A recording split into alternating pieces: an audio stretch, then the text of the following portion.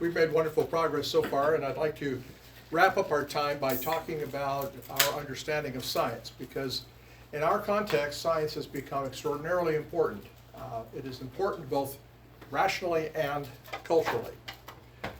So what we're going to do in this context, first of all, talking about the challenges of science to theology, is that we're going to do what we call philosophy of science. There is a natural world, and the natural world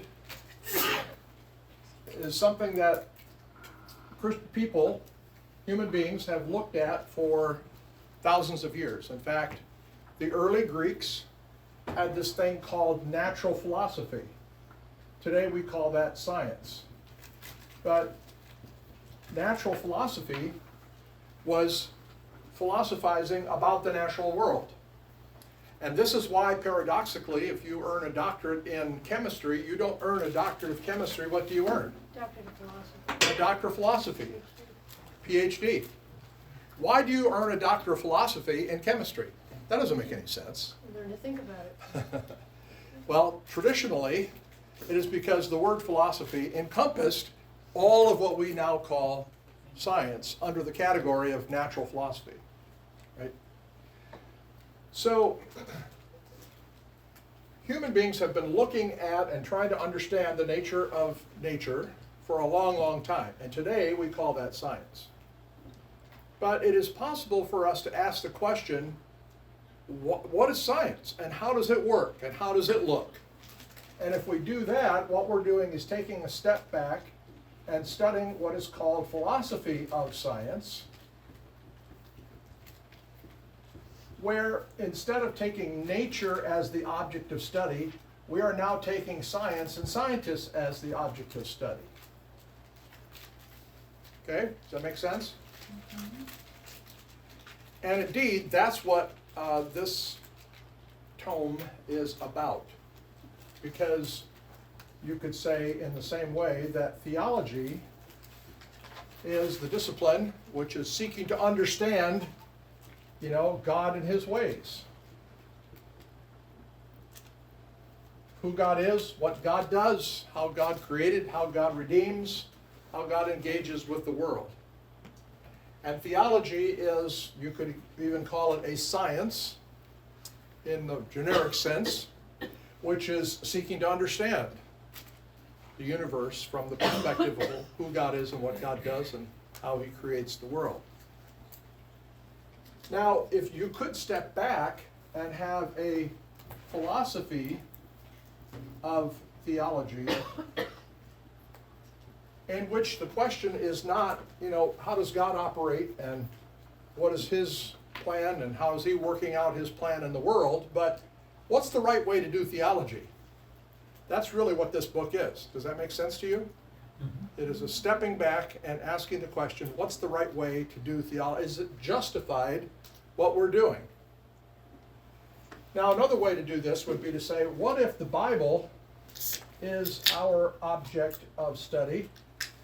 Then you might call this exegesis if you're in seminary, or if you're not, you might just call it Bible study. Now, what is the science that tells me the appropriate strategies for exegesis and Bible study? What do we call that? Hermeneutics. Hermeneutics is essentially asking the question, how do we interpret appropriately ancient writings? So you see this pattern emerging here, that there's a sort of philosophy of exegesis that relates to exegesis in the same way that philosophy of theology, if you will, relates to theology, and in the same way that philosophy of science relates to science. So this is, if you're a biologist, you're here. But if you're an historian of science, you're here. Does that make sense? Mm-hmm. And I mentioned yesterday that there are examples of people who have earned their degrees here and are very, very well respected for their work in science, But because they amalgamate these two into one and fail to see that they are distinct, they assume that they're the same thing, they make pronouncements about the nature of science that are really out of their field. You know, they're not talking with a level of nuance and expertise that someone in that world would expect. Does that make sense? So, as Christian philosophers, one of the questions we ask ourselves is, you know, how does science work? And there are several people in the world of apologetics who are, you know, really good at this and who have made the philosophy of science their focus of discipline. So we're going to do some philosophy and some philosophy of science here. Now, we've talked about the Enlightenment and how in the Enlightenment the Dark Ages were connected with or associated with revelation and religion. The new period of enlightenment and human progress and freedom and democracy was associated with reason. And that period of time quickly overlapped with and connected with the rise of science as a powerful explanatory model. And so you had people like Newton, for example, who made unbelievable progress in understanding the natural world through scientific method, right? The progress of science, the explanatory power of science was just astonishing. Newton's work, hundreds of years later, is still the basis of much that we do in the world of engineering.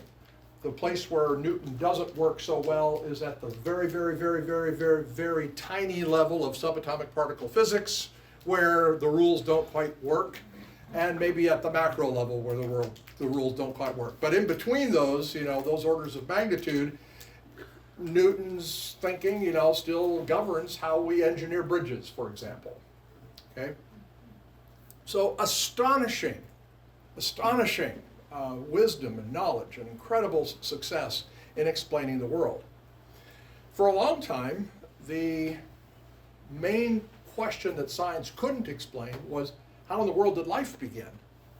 So people, you know, maybe in the time of the revolution, say in the late 1700s, might still believe that God was the creator of life, but still, you know, more and more science was explaining kind of other things. Then along came Darwin, and now suddenly science can explain everything, including the origin of life. Or at least that was the thought. And so we cited Andrew Dixon White at the end of the 1800s, for whom science had become a cultural authority. So we reached the point where instead of thinking of religion as the cultural authority, you know, the go-to place to get wisdom for understanding how to structure our society, it became science. So it had a status in culture of respect. It was the go-to place for understanding. What this meant was, of course, that in combination with the model of religion versus reason, when science and religion and reason got associated, then science and revelation were seen as opposite. Now it's curious because we have some exceptions to this, many exceptions to it really, but you think, for example, of the ways in which we as Christians have emphasized medicine and medical careers. It turns out that at Bethel University, where Sandy and I worked for a lot of years, one of our strongest areas is in producing nurses and PAs and pre-meds and all the folks going into the medical fields. In fact, if you add in the people who are going into places like Medtronic, where they do research in medical technology, 50% of our graduates work in the medical field. which is astonishing when you think about it. So this is an area of, in some ways, huge Christian interest. The number of people who are nurses because of their Christian faith is very significant. Sandy and I love it when we go to the hospital and we come across a nurse who is a Bethel nurse, and it happens every now and then, who is there because, of his or her Christian faith. So this is not to say, the Christians are uniformly opposed to science, but it is to say that the way our culture is thinking about it, science is the authority.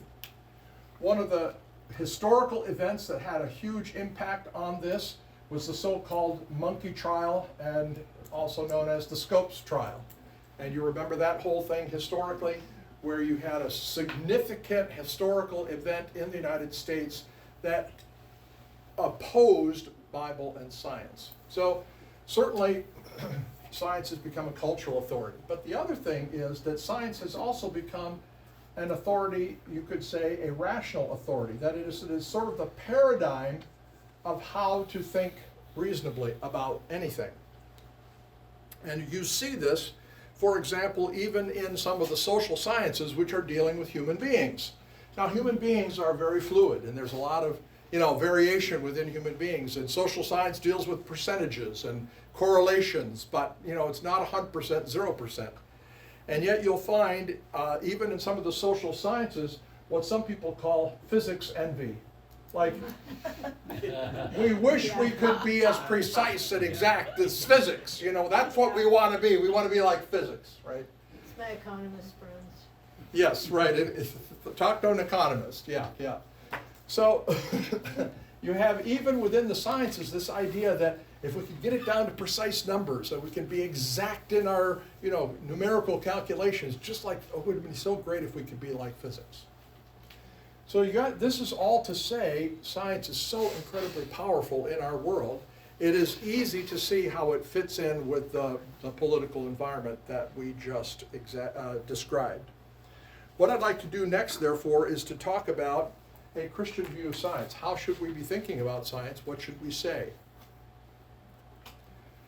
And I want to make 5 points, and then that will leave a little time for, hopefully before 12:30, for some final conversation and any questions and loose ends that you may have. So here's the first thing. Science is very powerful, but not all powerful.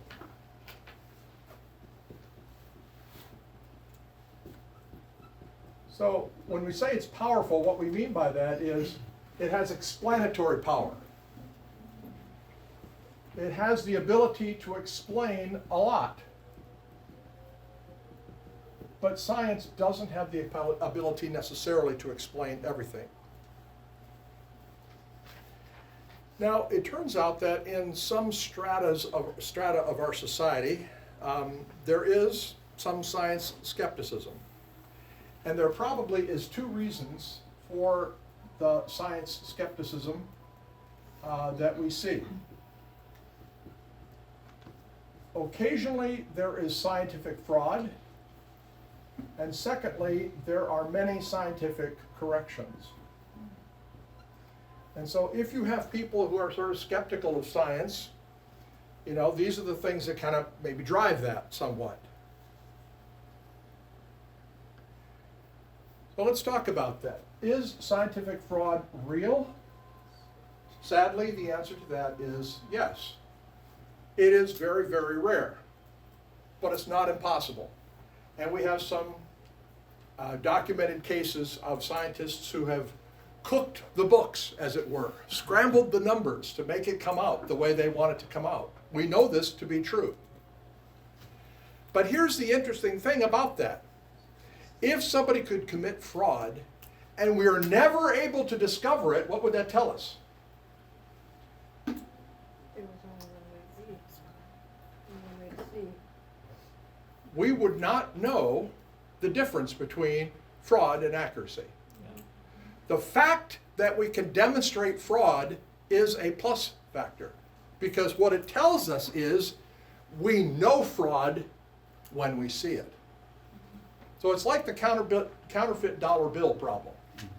If you could never spot a counterfeit dollar bill, what would that tell you?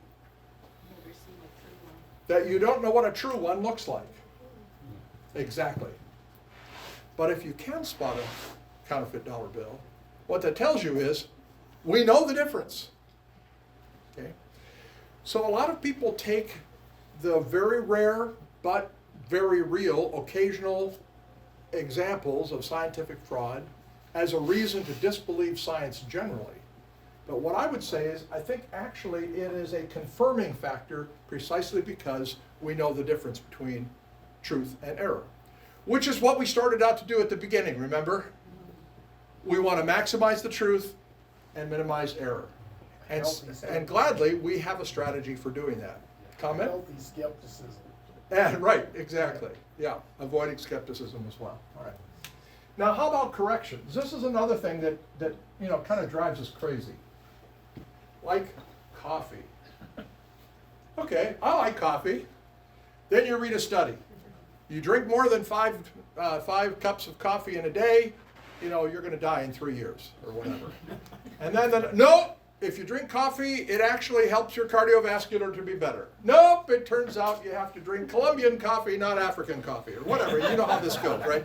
And after a while, you just think to yourself, this is crazy. I enjoy coffee, I'm just going to drink it. The heck with it.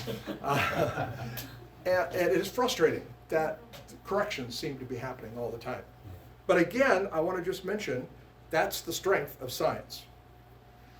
When you talk to a real scientist or read a book that really gets into the details, what you realize is the world that God created is incredibly complicated.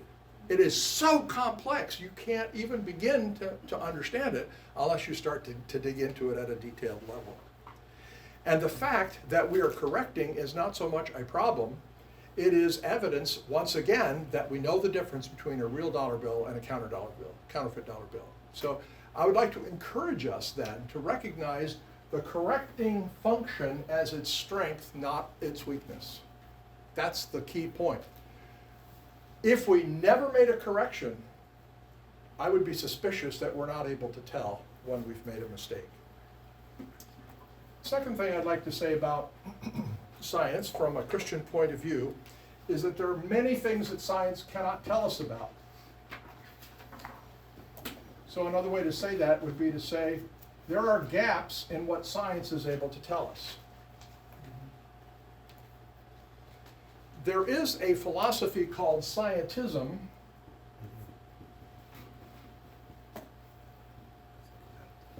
which says that science alone leads to truth.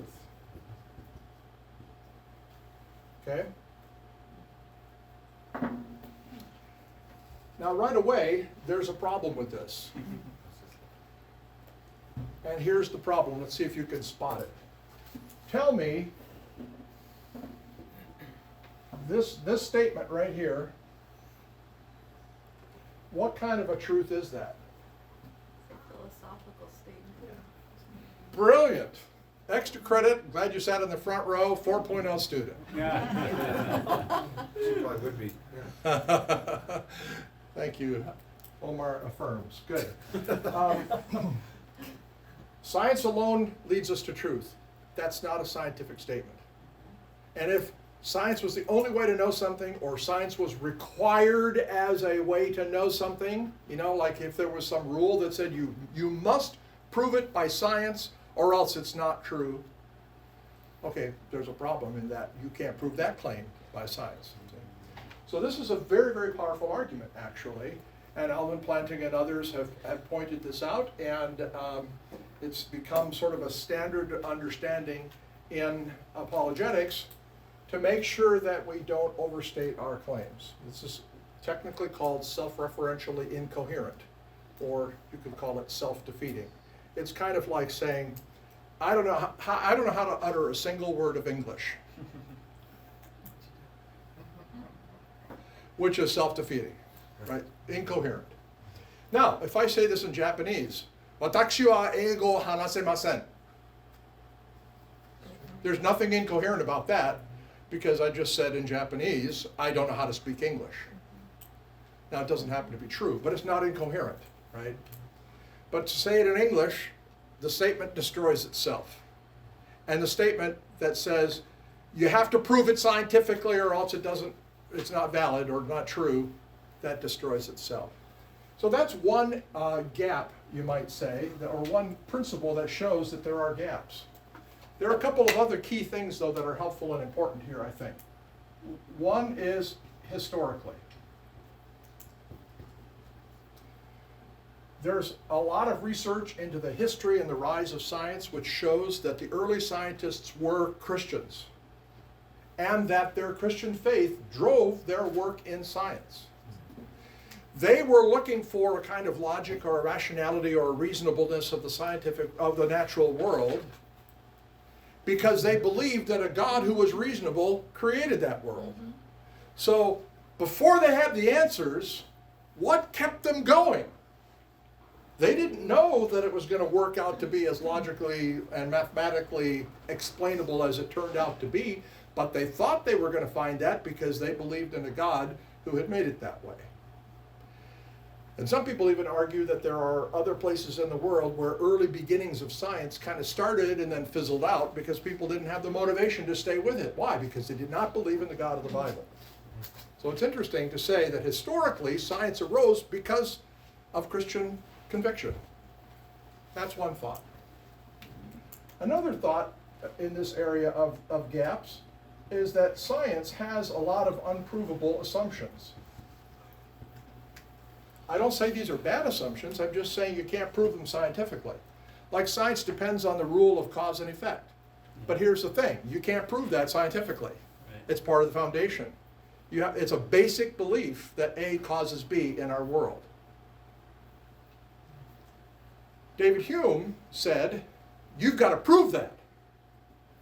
But that was setting the high jump bar too high, because you can't prove that. You can't prove that A causes B. And the result of that is that David Hume ended up a skeptic. He said, well, we don't know anything, let's go play backgammon. I'm not satisfied with that, because it might turn out that eternal life is important, and I want to explore the truth of that as best I can. So there are assumptions in science. There's actually a whole bunch of them. For instance, that mathematics applies to the natural world, that cause and effect are a valid way of explaining the world, that my senses can be trusted generally, not perfectly because I'm colorblind, but here's the interesting thing, I know I'm colorblind. What does that tell me? You're aware of your presupposition. Your problems. Right, I'm aware of my problems. That's a good thing, I'm aware of my problems. Let's not delve into that too deeply. But it is interesting, isn't it, that we are able to identify, correct sight and color blindness. Okay? So it turns out that there are all sorts of assumptions about science that are not scientifically provable and that are necessary to the activities of science. Why have we decided that color blindness is a problem? I think it's perfectly normal. The defect is actually in those of us who see color. Potentially. Yeah. Who says that the defect is colorblind? Yeah, I've got it right. The rest of you are the ones who are off base. Yeah. Hey, I'm colorblind too, so we're in this together. My brother! All right, good. Good politics. Good politics, yeah. All right. Another one would be epistemic values. So, one, epistemic value might be that a model that explains the world more fully is better than one that doesn't explain the world. And how do I know that to be true? Well, I think that's part of the foundation, and it's intuitive, and that's how we operate. The laws of logic apply to the real world, and so forth. Another whole domain, how about morality? It turns out that the moral world is not discernible strictly through scientific investigation. Here's an example of that.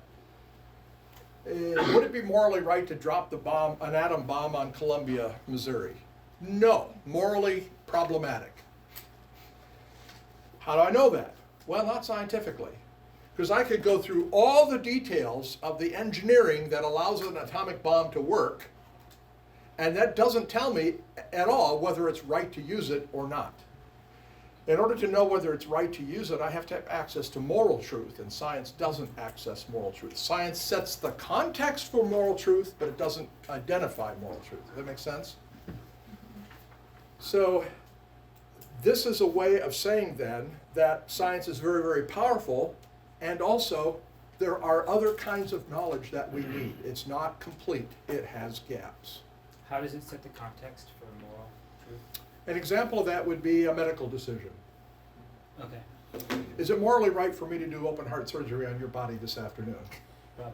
Probably not. How do I know that? Well, there's a lot of contextual facts, like number one, I'm not a real doctor. But you play one on TV. I play one on TV.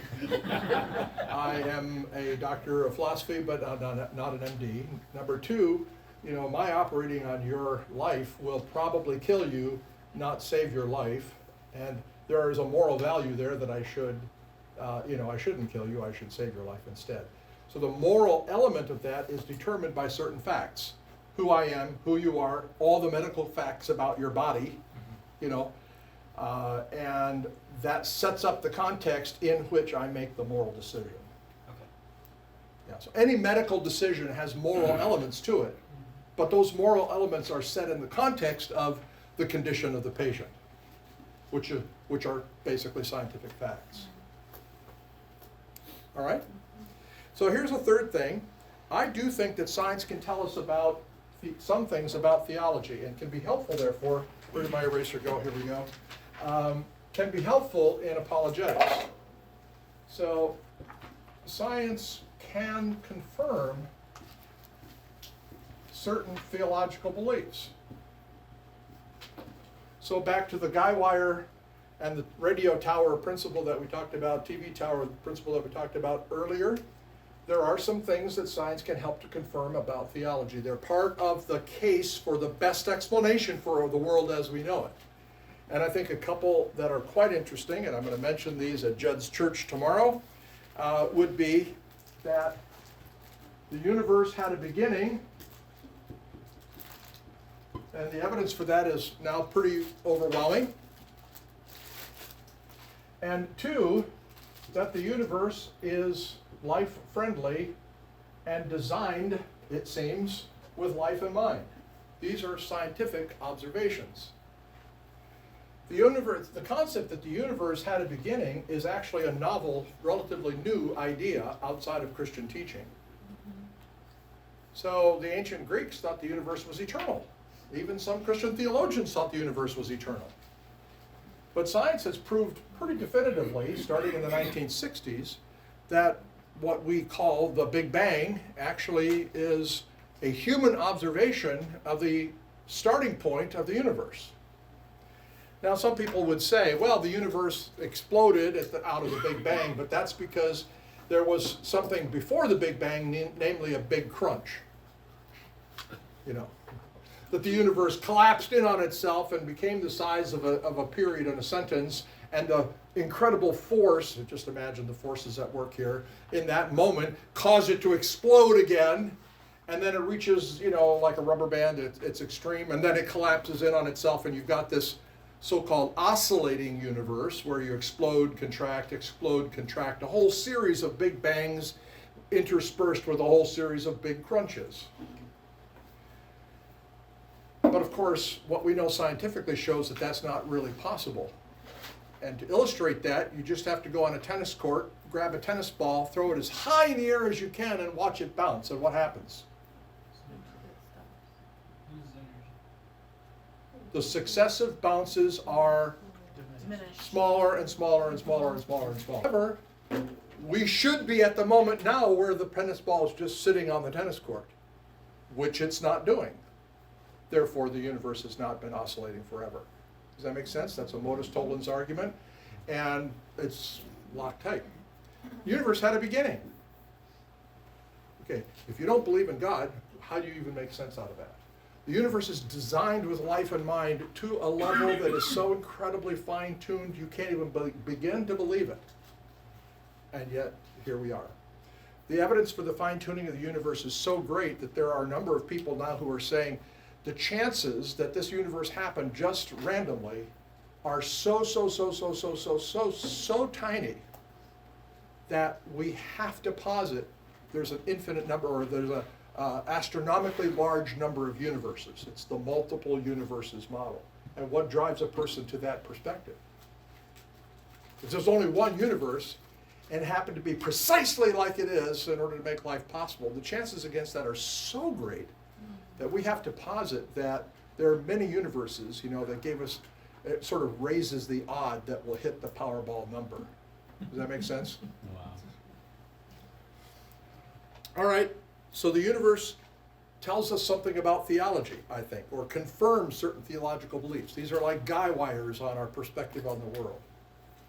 So I think, therefore, number 4, what we should say here is, it makes sense to trust science in its domain. And I think that actually is a good rule of thought generally. Amen. If I have a problem with the motor in my Subi and my car is not running, I don't go talk to my oncologist about that. He may know nothing about motors. I go talk to the guy at the Subi dealership, and they know motors. So let's think about proper domains of knowledge, right? And a critical thinker is someone who respects that and who operates in a way that respects those domains. It turns out that people who are skeptical of science tend to be randomly and selectively skeptical about science. And instead, we should recognize that science is actually a more precise, more refined way of thinking that builds on the ordinary thinking that we do every day in our life. So, in our ordinary experiences, we have a phenomenon. We try to explain that phenomenon by looking at its cause, and then we adjust that cause. If every morning I wake up with a stiff neck, I am going to say, what's causing that? And I try to eliminate that cause. And so I'm looking for causes and effects in my daily life in order to adjust to them so that I can live well. That's what we do in ordinary life.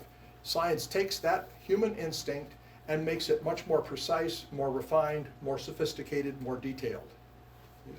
So it's not contrary to our ordinary way of thinking, it is actually built on our ordinary thinking. Which leads to my final conclusion here is, I don't want to concede the world of science to the progressive worldview.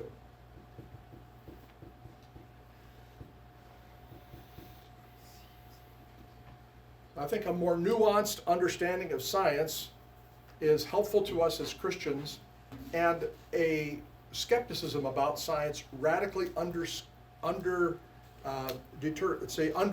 that's the word I'm looking for, our expression of the gospel.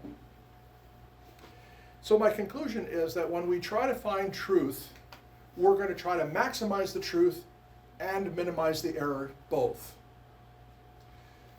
Contemporary modernists get skeptical, and they end up zeroing in on the minimized error side and forget to find the important truth that guides meaning in our lives. So as Christians, I'm going to say we should be committed to finding truth, to balancing the maximizing of truth with the minimizing of error. This means we want to be open to real evidence. We want to be willing to dialogue with people who have different points of view. We want to be rigorous about evaluating our beliefs. And we should show that Christianity does the best job of accounting for all the things that are important to us as human beings. I've mentioned Norm Geisler, who's now passed away, who was a teacher of mine back in the day, and he used to say, I like to read atheists for my devotions. Their arguments are so weak, it strengthens my faith. Now, he's being a little rhetorical and just, having a little fun there, so I get that. And also, I honestly think after struggling with and thinking about and talking and researching and writing and teaching about all of this for literally 40 years. My conviction is that Christianity is, in fact, the best overall explanation for who we are as human beings, how our world looks, our natural world looks, where our human history has come from, and what our desire for meaning, purpose, and destiny is all about. Christ is the one who does the best job of accounting for all of that. And consequently, what that means is that in order to be a Christian, you do not have to park your brains out in the parking lot of the church in order to come in and worship. At the same time, worship is not just a thinking thing, it is a whole person thing. You are loving God with your heart, soul, mind, and strength. I would say that's very, very analogous to how I love Sandy. It's not just a thinking thing, though it is. I would just say it was one of the smartest moves of my life. Thank you very much. I had good reason to think that she would be an amazing, amazing life partner. And also, loving a wife or loving a husband is not just doing a math calculation. It is a whole soul personal commitment of trust, faith, and love in another person, right? And when you have that whole thing going, you both think and love and relate and act in a way that brings human flourishing. That's epistemology, and that's why it matters to faith. Any And everybody agreed, said amen?